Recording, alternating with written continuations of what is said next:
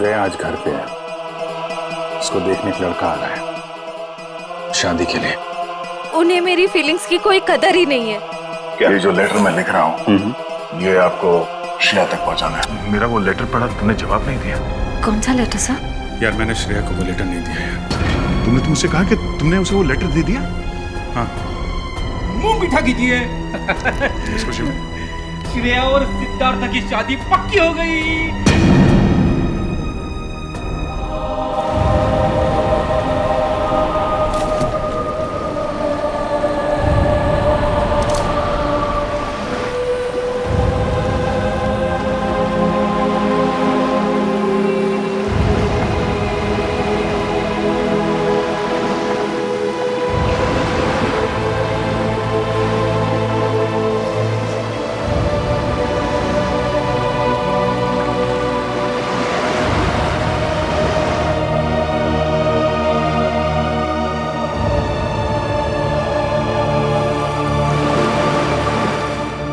Sir बोलिए ना, क्या बात है? नहीं वो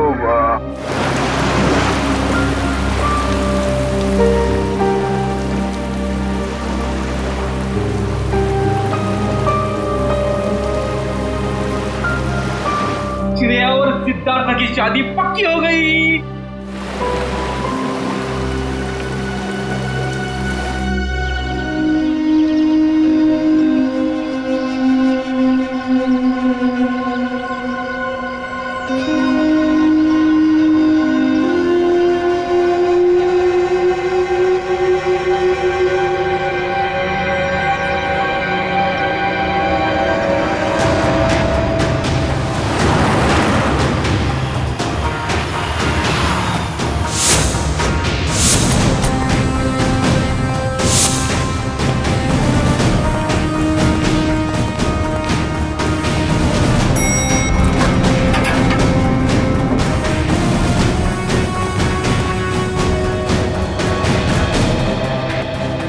कहाँ है लाश?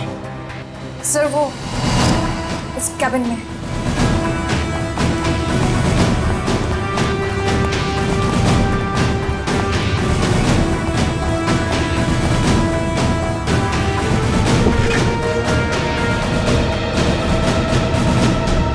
सर एक गोली लगी है सीने में। देखो जरा शरीर से गोली बाहर निकलने का कोई निशान है क्या?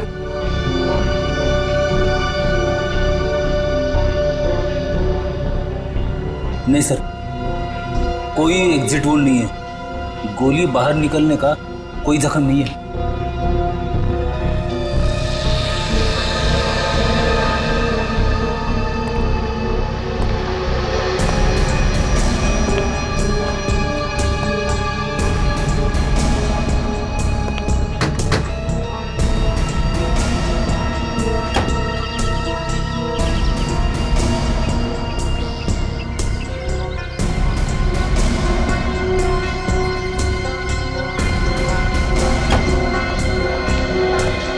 पूरी सर। लाश किधर? सर अंदर आइए सर।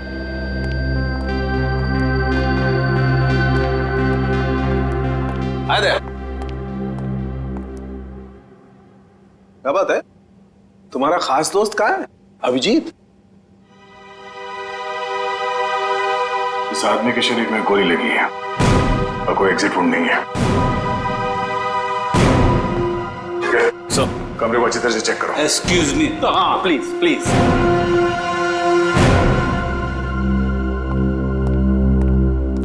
ये तारिका क्या हुआ है?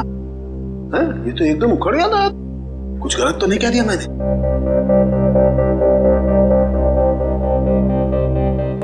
कैसे हुआ ये सब? हमें नहीं पता है सर। क्या नाम है आपका? जी श्लोक। कितने लोग काम करते हैं यहाँ ऑफिस में? कोई 20-22 लोग। 20-22 लोग? दिन दहाड़े कोई आपके डायरेक्टर के कमरे के अंदर घुस जाता है, उसे मार देता है और आप में से किसी ने कुछ नहीं देखा? सर मैं आपको सिर्फ इतना बता सकता हूँ कि जो कुछ भी हुआ है वो 1:30 से 2 के बीच हुआ होगा। खून किसने किया वो आप नहीं जानते। खून कितने बजे हुआ ये आपको मालूम है? हाँ सर, क्योंकि सर के केबिन का दरवाजा 1:30 से 2 के बीच अपने आप लॉक हो जाता है। क्यों लॉक हो जाता है? वो तो नहीं पता, सर ने ऐसे ही बनवाया है। तुम क्या करते क्या थे कैबिन में 1:30 से 2 के बीच? सर हो सकता है कि वो अपने वाइफ से बात करता हो और नहीं चाहता हो कि कोई उसे डिस्टर्ब करे। नहीं सर, सर शादीशुदा नहीं थे। तो फिर करते क्या थे वो? हाँ? पूजा करते थे, खाना खाते थे, क्या करते थे? सर वो घर से खाना खा के आते थे। और ये कैबिन का दरवाजा हर रोज ऐसे ही बंद होता था? जी सर। जी सर। तो फिर आज उसी दौरान उनका खून हुआ, ये आप लोग कैसे कह सकते हैं? सर ये शालिनी है। सर इनको अंकुश सर से मिलना था, ये दौड़ते हुए उनके केबिन में गए, लेकिन अरे शालिनी, तुम भाग के कहाँ जा रही हो? सॉरी रचना, वो बॉस से कुछ अर्जेंट काम है मुझे। सर से मिलने जा रही हो? लेकिन अभी तो 1:30 बजने वाले हैं, केबिन बंद हो जाएगा उनका। पता है, इसलिए तो जल्दी जा रही हूँ। Excuse me.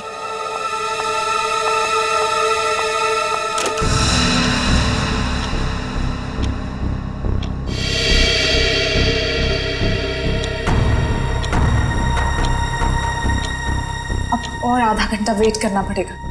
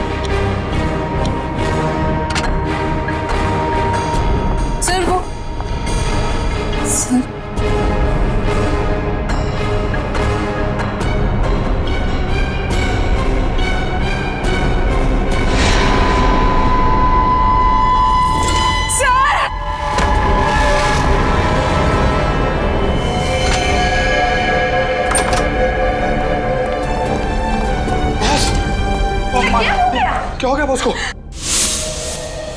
तो इसीलिए आप लोगों का मानना है कि दरवाजा बंद होने के बाद उनका खून? हाँ सर। सर कैबिन में कोई हथियार नहीं मिला। सर हो सकता है कमरे में कोई ऐसा मैकेनिज्म हो जिससे गोली खुद ब खुद चल गई हो।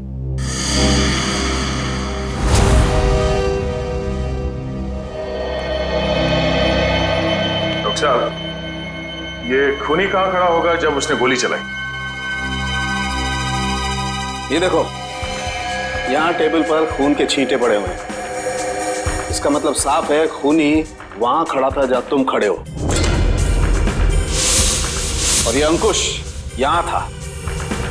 सामने से खूनी ने गोली चलाई जो अंकुश के सीने में आकर के लगी, और गोली लगते ही अंकुश यहाँ जमीन पर गिर गया। और अगर गोली किसी मैकेनिज्म से चलाई गई है तो मैकेनिज्म इसी लाइन में होनी चाहिए। बिल्कुल। रेडी निकल, जरा देखो कोई मैकेनिज्म दिखता है क्या? मैकेनिज्म? हाँ, जिस वक्त अंकुश की मौत हुई उस वक्त ना कोई कमरे में बाहर से अंदर आया और ना कोई अंदर से बाहर गया। आप लोगों को पता है कि मौत कितने बजे हुई? हाँ, ऑफिस स्टाफ का कहना है कि दोपहर को 1:30 से 2 बजे के बीच। सही है। राइगर मोर्टिस, लाश की जकड़न भी यही बता रही है।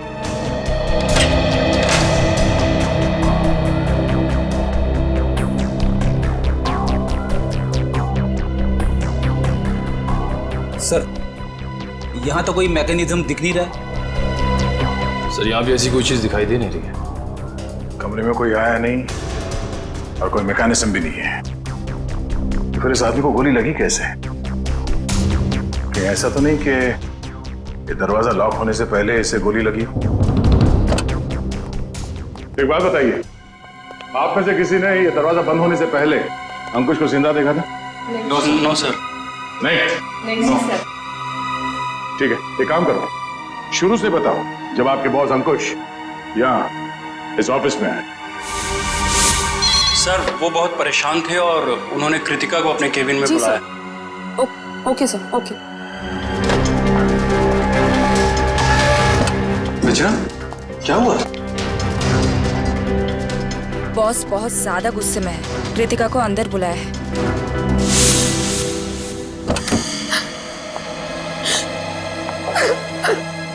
क्या हुआ कृतिका? रो क्यों रही हो? कुछ नहीं। अरे बताओ ना, रो क्यों रही हो? कुछ नहीं हुआ। अरे बताओ तो कृतिका। तो कृतिका अभी कहाँ है? ऑफिस से चली गई क्या वो? नहीं सर, उसका बैग तो यहीं है।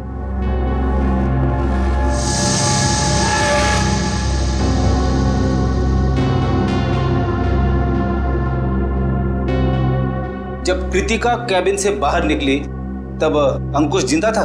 हाँ सर। उसके बाद कौन गया कैबिन के अंदर?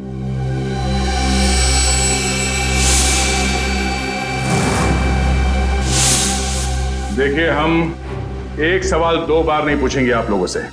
हम यहाँ ये पता करने की कोशिश कर रहे हैं कि आपके बॉस का खून किसने किया, और इसके लिए हमें आपके सहयोग की जरूरत है। और आपके ऐसे चुप रहने से कुछ हासिल नहीं होगा। इसलिए बताइए, कृतिका के बाहर आने के बाद अंकुश के कैबिन में कौन गया था? सर, त्र्यंबक, रचना और मैं। उस वक्त कितने बजे थे?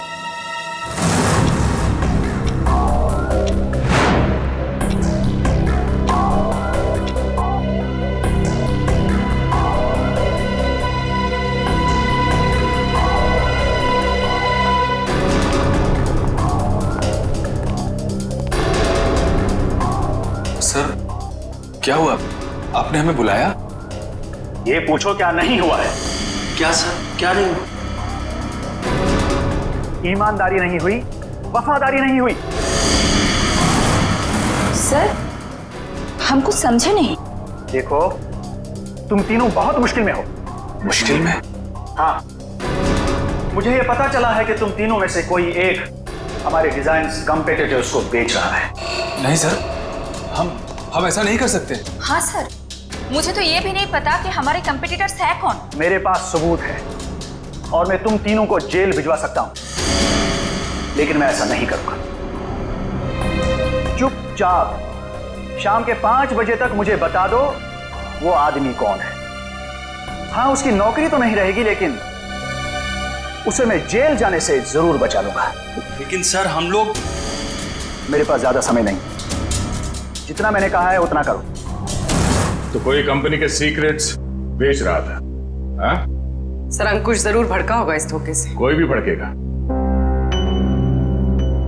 बहुत तकलीफ होती है जब उसका कोई करीबी उसे धोखा देता है।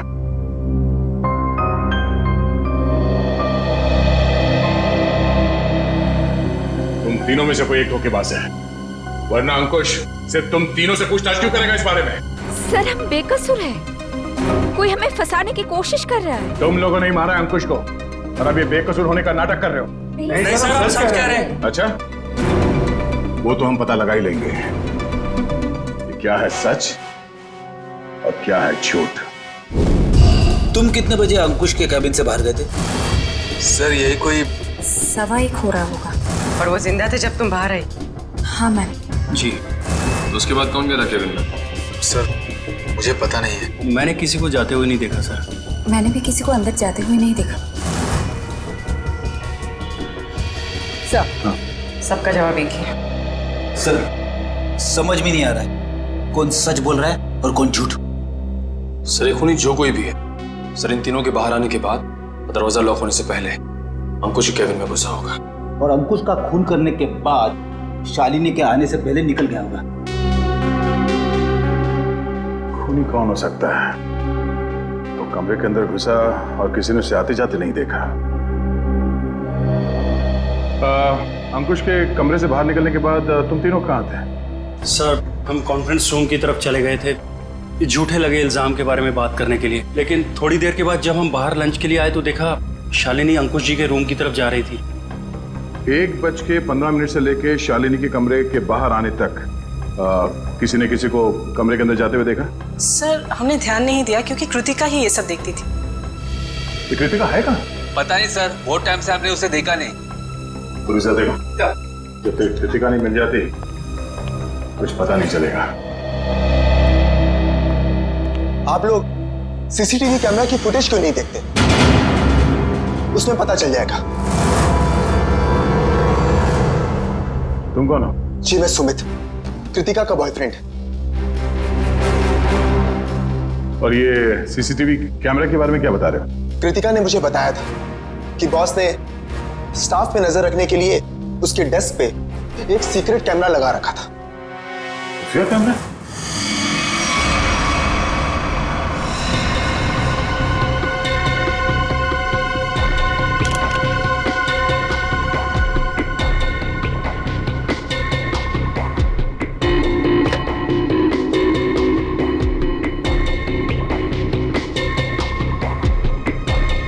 यहाँ पे तो कोई कैमरा दिख ही नहीं रहा है। खुफिया कैमरा है, छुपा के रखा होगा।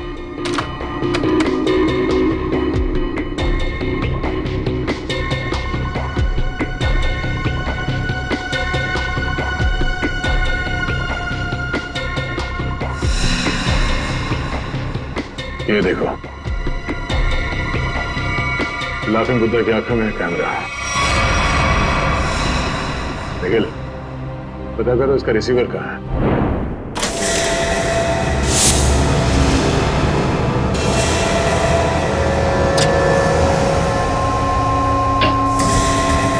मैम! आशिता, मम्मी देखिए। अरे कृतिका, कृतिका, संभाल के। कृतिका, जाओ। कृतिका, कृतिका। सर इसने आत्महत्या करने की कोशिश की। सर जहर निकाल। इसे हॉस्पिटल ले जाना होगा। पीछे एम्बुलेंस उसमें डालो, चलिए। कृतिका, ले जाओ। ये क्या हुआ? संभाल के। निखिल, उस खुफिया कैमरे का रिसीवर मिला? हाँ सर, उस सीक्रेट कैमरा का ये सब मिल गया है। गुड, जरा फुटेज प्ले करो। देखते हैं रचना, त्रिंबक और श्लोक के निकलने के बाद अंकुश के कमरे में कौन गया था।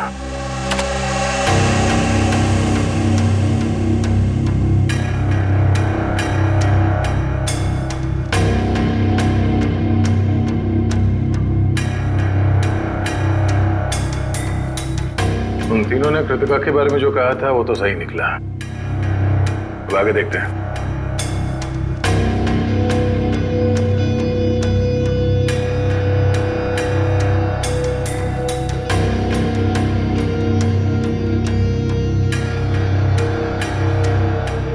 देखते हैं इस खुफिया कैमरा की आंखों ने ऐसा कुछ देखा है कि जो यहाँ काम करने वाले 20-22 लोगों ने नहीं देखा, और अंकुश की मौत हो गई।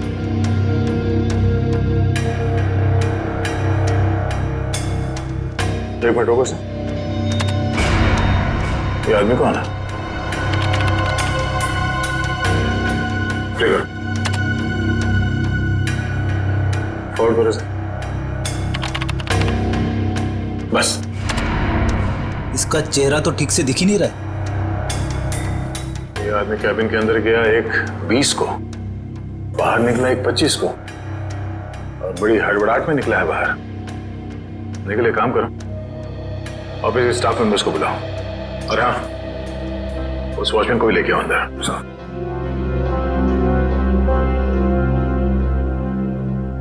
आइए सब।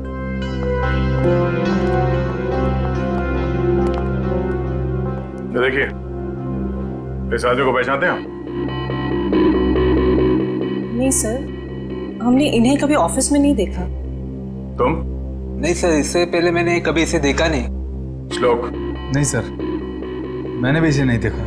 वॉचमैन, तुम तो एंट्रेंस में थे, तुमने तो देखा होगा साथ ही जाते। हाँ, पहचानते हो कौन है? नहीं सर, मैंने इसे कभी नहीं देखा। अरे तो फिर ये अंदर आया कैसे? उड़ के आया क्या? मेरा एक फोन आया था, मैं 5 मिनट के लिए थोड़ी दूर चला गया था, शायद ये तब आया होगा। अच्छा, निखिल, एंट्रेंस में जो कैमरा है उसका फुटेज चेक करो।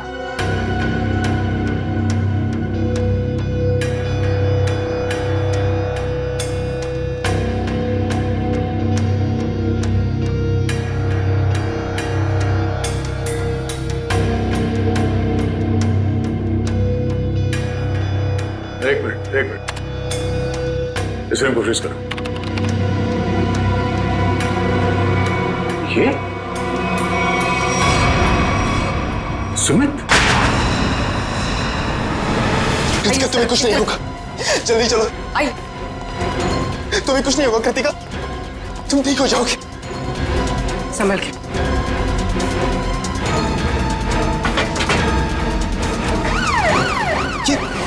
नहीं जा रहा। ये क्या कर रहे हैं सर? कृतिका के पास मेरा रहना जरूरी है। तुम आज इस ऑफिस में से पहले भी आए थे? हाँ, कृतिका बहुत परेशान थी, उसी ने मुझे फोन करके बुलाया था। अंकुश का खून करने के लिए? ये कैसी बातें कर रहे हैं आप लोग? सच है, वही कह रहे हैं, समझे? तुम अंकुश के कैबिन में घुसे, उसका खून करके वहां से निकल गए और तुम कृतिका से मिले भी नहीं। सर ऐसा कुछ भी नहीं है, मेरी बात समझने की कोशिश कीजिए। आप लोग जैसा समझ रहे हैं ऐसा कुछ भी नहीं, मैंने किसी का खून नहीं किया है। चल अंदर चल, मेरी राम कहानी हम लोग वहीं सुनेंगे। सर मैं सच कह रहा हूँ, मैंने खून नहीं किया है। तुम्हारे गिड़गिड़ाने का कोई फायदा नहीं है, हम जानते हैं कि अंकुश का खून तुम नहीं किया है। काश सर, अगर मैंने उसका खून किया होता तो मुझे अपना गुनाह कबूल करने में खुशी होती। मैं उसे मारना चाहता था लेकिन मार नहीं पाया। तुम अंकुश को क्यों मारना चाहते थे? क्योंकि वो कृतिका को परेशान कर रहा था, उससे शादी करना चाहता था। कहता था कि अगर शादी नहीं करोगी तो उसे नौकरी से निकाल देगा। बार बार अपने एमडी होने की धमकी देता था। क्या करती बेचारी कृतिका, उसके ऊपर उसके बूढ़े माँ बाप की जिम्मेदारी थी। इसीलिए तुमने बदला ले लिया अंकुश का खून करके? नहीं सर, तब मुझे कृतिका ने बुलाया था, वो बहुत रो रही थी। अंकुश ने फिर से उसे धमकी दी थी, पर जब मैं ऑफिस पहुंचा तो मुझे वो नहीं दिखी। तब मैं जाकर अंकुश को धमकाया और वहां से बाहर चला गया।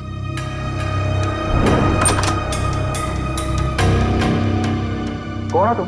बहुत हो गया अंकुश, कृतिका से दूर रहना, वरना क्या करोगे?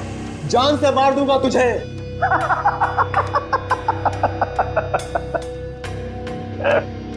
अरे जा, जो करना है कर, कृतिका सिर्फ मेरी बनेगी। अंकुश, तू यहां से निकल रहा है या मैं सिक्योरिटी को बुलाऊं? आउट। अभी तो जा रहा हूं, लेकिन बहुत जल्द लौटूंगा और तब तुझे मुझसे बचाने के लिए कोई नहीं रहेगा, कोई नहीं रहेगा।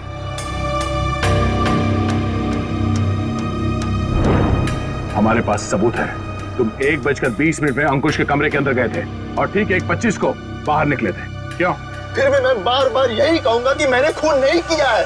देखो सुमित, दया सर को गुस्सा मत दिलाओ, सीधी तरीके से मान जाओ कि खून तुमने किया है। क्योंकि तुम्हारे जाने के बाद यहाँ की स्टाफ शालिनी जब कैबिन में गई तब अंकुश मरा पड़ा था। सर मेरा विश्वास कीजिए, मैंने खून नहीं किया है, प्लीज मेरा यकीन कीजिए आप लोग।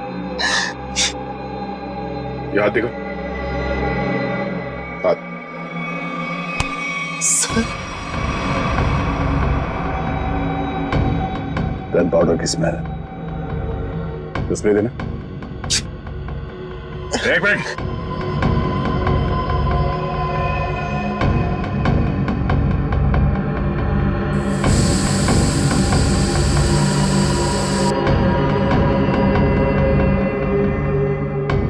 तुम्हारी उंगलियों पे गन पाउडर है, इसका मतलब है हाल ही में तुमने गोली चलाई है। नहीं सर, अंकुश का खून तुम नहीं किया है। मैंने गोली नहीं चलाई है सर। तो फिर ये गन पाउडर तुम्हारी उंगलियों पे कैसे आया?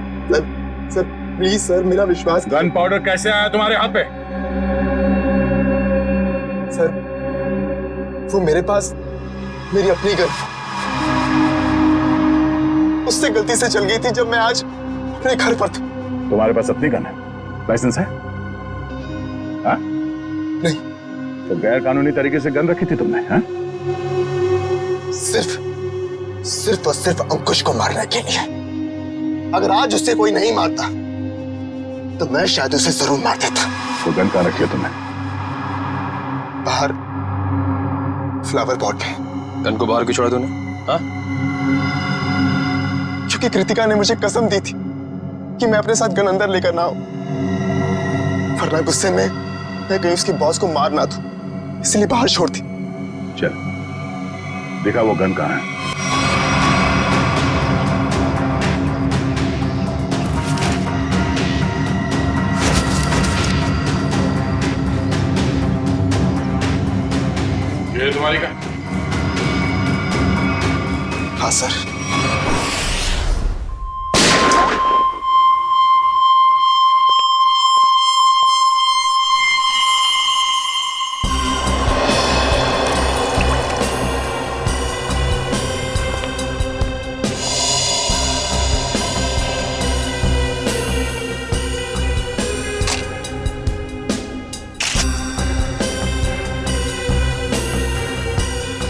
मेरी समझ में नहीं आ रहा है कि आप लोग मेरी गन को चेक क्यों कर रहे हैं, जबकि मैं इसे ऑफिस में लेकर गया ही नहीं था। दोनों बार प्लांट में ही छिपा दिया था। तुम कितना सच बोल रहे हो कितना झूठ अभी पता चल जाएगा।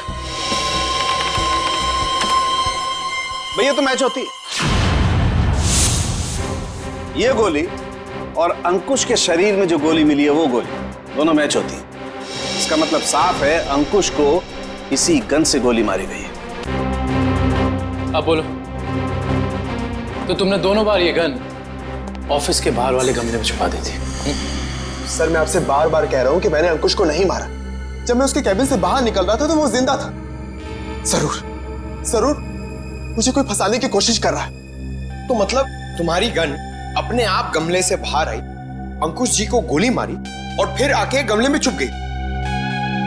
और ये कहानी है सर? अरे मैं कोई कहानी नहीं बना रहा हूं, मेरा विश्वास कीजिए। एक सेकंड, कॉल। क्या? हाँ, मुझे याद आ गया। जैसे ही मैं अंकुश के कैबिन से बाहर निकल रहा था उसके मोबाइल पर एक कॉल आया था। और उसने वो कॉल रिसीव किया था? हाँ।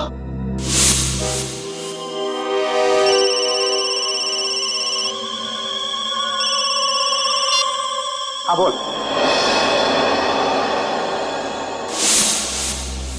पंकज, अंकुश का मोबाइल चेक करो। सर, अगर अंकुश ने एक कॉल रिसीव किया है तो शायद वो तुम्हारे निर्दोष होने का सबूत हो।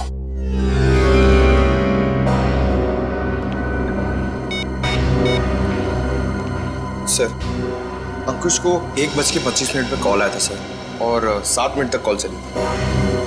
7 मिनट? 1:25 को कॉल आया था। दरवाजा बंद होता है ठीक 1:30 बजे, यानी कि दरवाजा बंद होने के 2 मिनट बाद तक ये कॉल चला। सर, शायद वो जिंदा था। पंकज, इस नंबर पर कॉल करके चेक करो कि वाकई इस आदमी की अंकुश से बात हुई थी कि नहीं।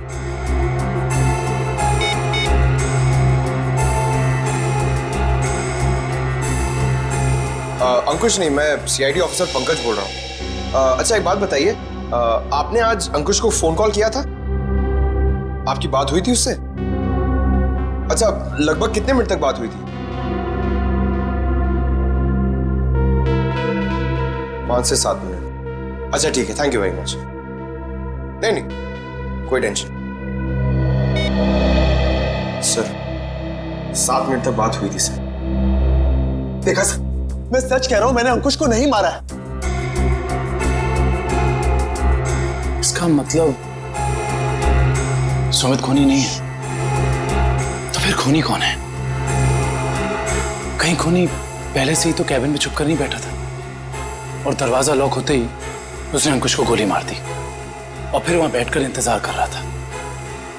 और जब 2 बजे बाकी का सारा स्टाफ अंदर आया कैबिन में अंकुश की लाश देखने, तो मौका देखकर वो भी उनके साथ निकल गया।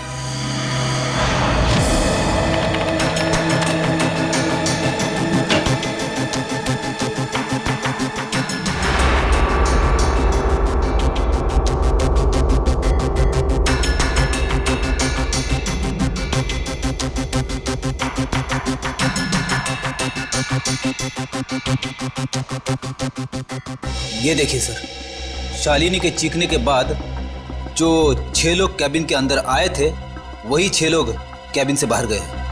इसका मतलब है कैबिन के अंदर कोई छुपा हुआ नहीं था। कैबिन के अंदर कोई छुपा हुआ नहीं था। इस दरवाजे से कोई अंदर नहीं आया और अंकुश इस कमरे में अकेला था जब ये दरवाजा बंद हुआ। तो इस कमरे के अंदर आने का इस दरवाजे के अलावा सिर्फ एक ही रास्ता है, वही ये खिड़की।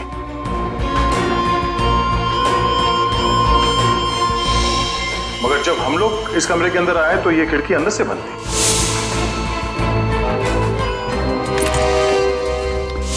तो अगर हम ये मान के चले कि कोई इस खिड़की के जरिए अंदर आया है तो नीचे से ऊपर आना तो बहुत मुश्किल है और किसी ने तो देखा ही होगा उसे ऊपर आते हुए। दूसरा रास्ता बचता है ऊपर टेरेस से।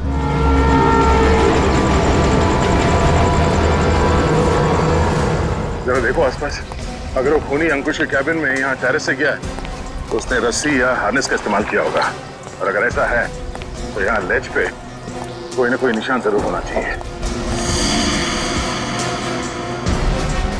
मुझे चेक करो।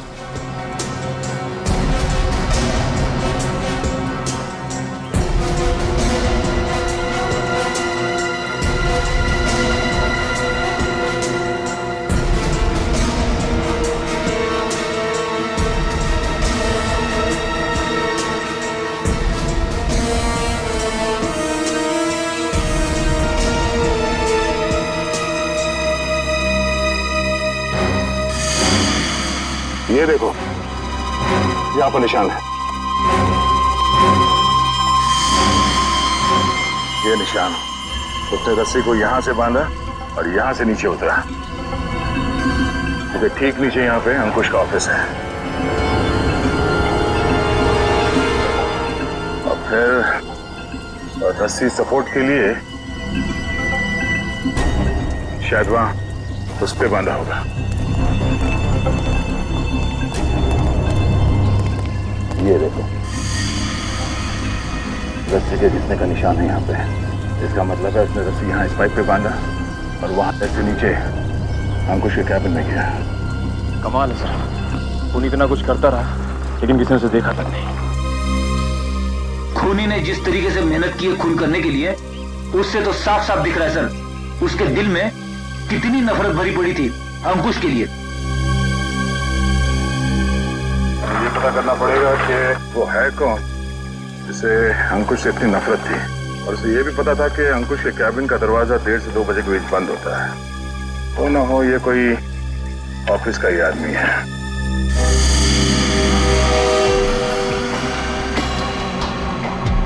खूनी टेरेस से रस्सी के सहारे नीचे उतरा और फिर खिड़की के रास्ते कैबिन में आया। लेकिन आपने तो चेक किया था, खिड़की अंदर से बंद थी, जिसका बाहर से खुलना नामुमकिन था। एग्जैक्टली फ्रेडी, इसका मतलब है खून होने से पहले खूनी ने या उसका साथ देने वाला कोई ना कोई इस ऑफिस में था जिसने छुपके से ये लैच, खिड़की का लैच खोल दिया ताकि इसे बाहर से खोल सके। फिर सर खूनी ने खिड़की को अंदर से लॉकअप किया। ये शायद तब हुआ होगा जब ऑफिस के बाकी के स्टाफ मेंबर्स अंकुश की लाश देखने के लिए कैबिन के अंदर घुसे। खूनी यहाँ से अंदर आया और उसने अंकुश को गोली मारा। गोली चलने की आवाज नहीं आई, शायद गन पे साइलेंसर लगा हुआ था। और फिर अपना काम करने के बाद खूनी वापस इस खिड़की से ऊपर चला गया। मगर खूनी ने एक गलती कर दी। वो क्या सर? लैच। जब उसने खिड़की खोलने के लिए ये लैच ऐसे खोला होगा, जाहिर सी बात है उसने ग्लव्स पहनने की तकलीफ नहीं की होगी। इसका मतलब खूनी के उंगलियों के निशान उस लैच पे है। हाँ फ्रेडी, और अब ये उंगलियों के निशान ही हमें खूनी के गर्दन तक ले जाएंगे।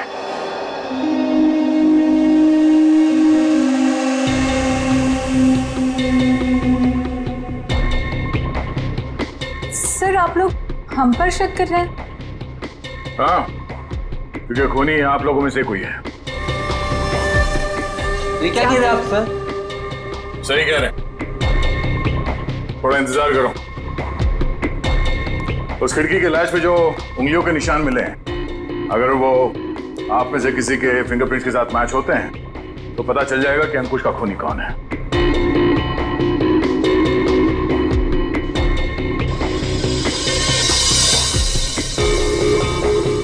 ठीक, आप जाइए, आप आइए।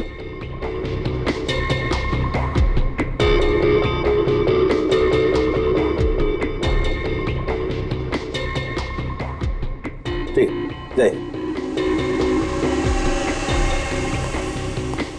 दया, इन सब लोगों के फिंगरप्रिंट्स तो ले लिए, अब जरा इन्हें मैच करके देखते हैं। ठीक है सर। हाँ?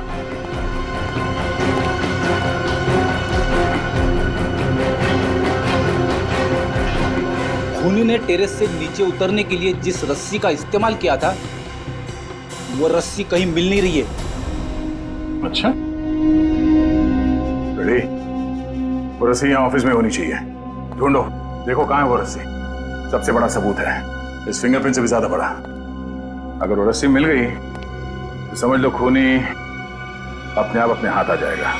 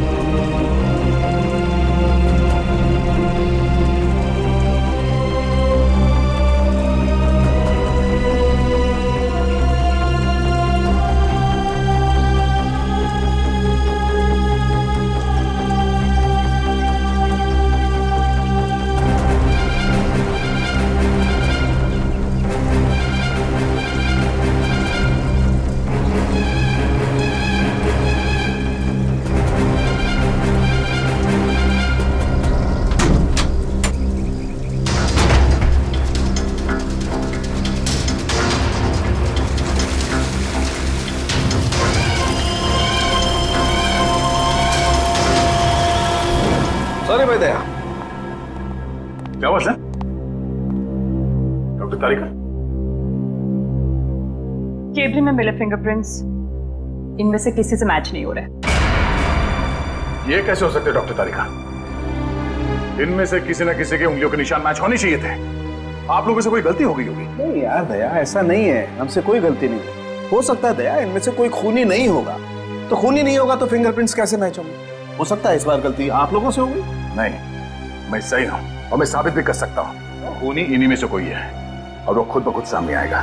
सामने आ जाएगा मतलब तुम्हारे सामने आकर के खड़ा हो जाएगा, कहेगा लीजिए दया जी मैंने खून किया, मुझे हथकड़ी पहना दीजिए। यार बात कर। डॉक्टर साहब इस बार ऐसा ही कुछ होगा।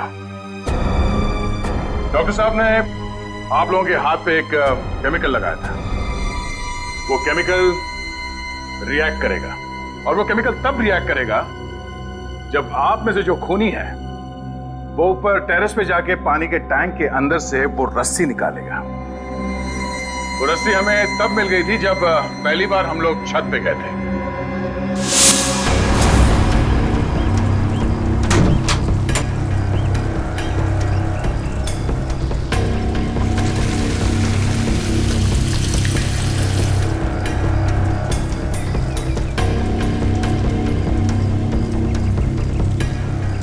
तैयारी के साथ आया था। उस रस्सी पे हमने एक केमिकल लगाया है और वो केमिकल तब रिएक्ट करेगा जब आप लोगों के हाथ पे लगा हुआ केमिकल उसके कांटेक्ट में आएगा।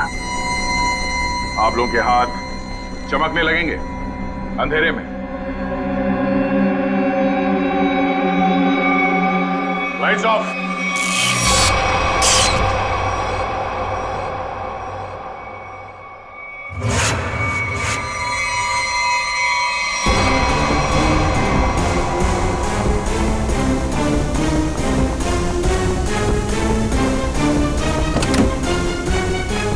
बस बहुत भाग लिया, अब और नहीं।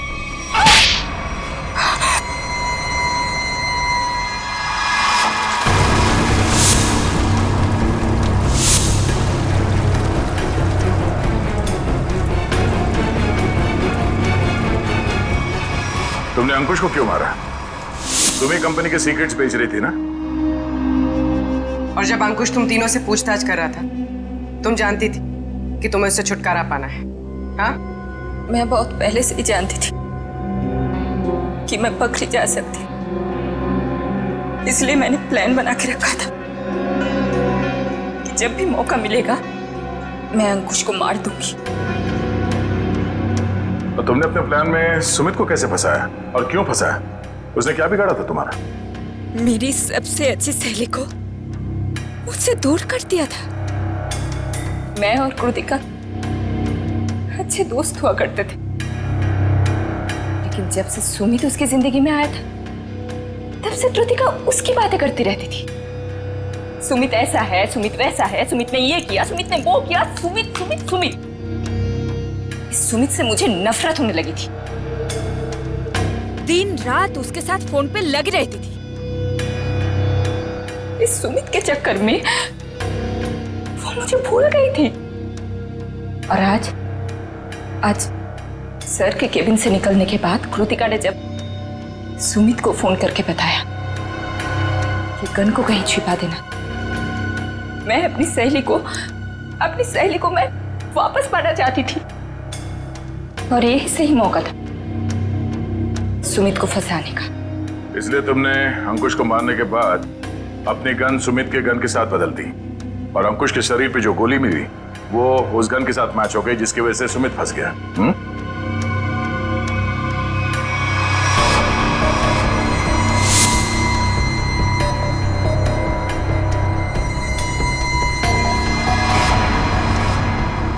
और जब अंकुश अपने कैबिन में तुम तीनों पे भड़क रहा था, उस वक्त तुमने चुपके से उस खिड़की का लैच खोल दिया।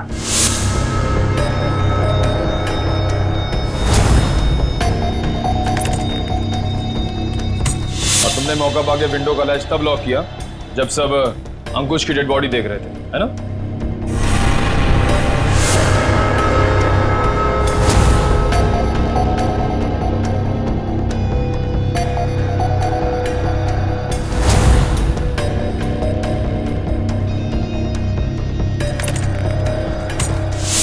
तुम्हें कैसे मालूम कि सुमित के पास कौन सी गन है?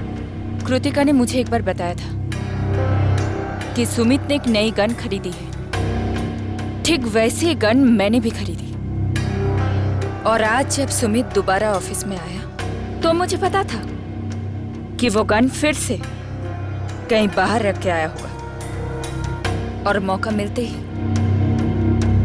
मैंने वो गन बदल दी। क्या फायदा हुआ तुम्हें ये सब करके? हाँ? तुमने एक दोस्त खो दिया और साथ में अपनी आजादी भी। पूर्वी, ले जाओ इसे। Sir, sir.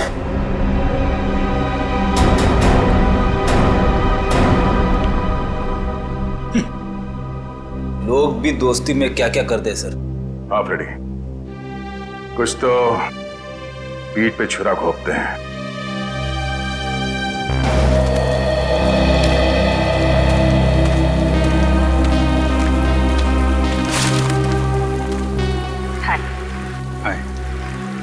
झूठ बोला तुमने दया से? हाँ, भाई जैसा ना वो तुम्हारा, इस तरह से दिल दुखाया? कैसी बात कर रहे हो तारिका? मैं तो सपने में भी उसका दिल दुखाने के नहीं सोच सकता।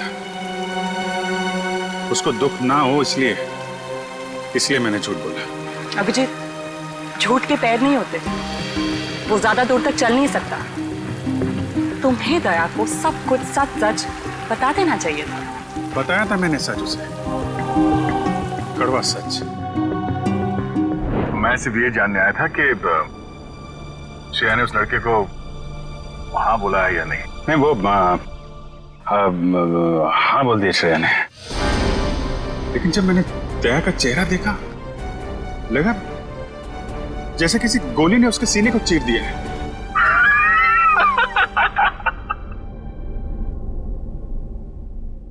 अरे यार, क्या लड़का आया नहीं, तबीयत खराब हो गई उसकी।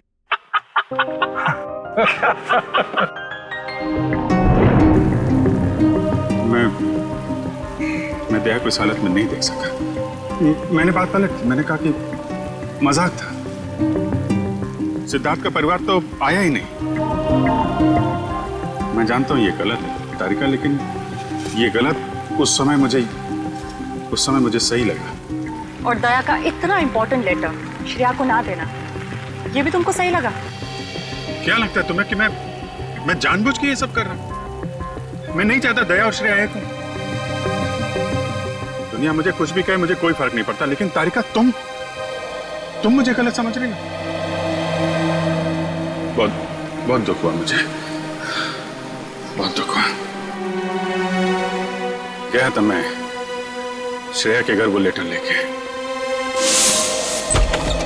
नमस्ते अभिजीत, तुम आओ अंदर आओ। श्रेया से थोड़ा काम था, वो है क्या? हाँ है, बैठो, मैं उसे बुलाती हूँ, बैठ जाओ।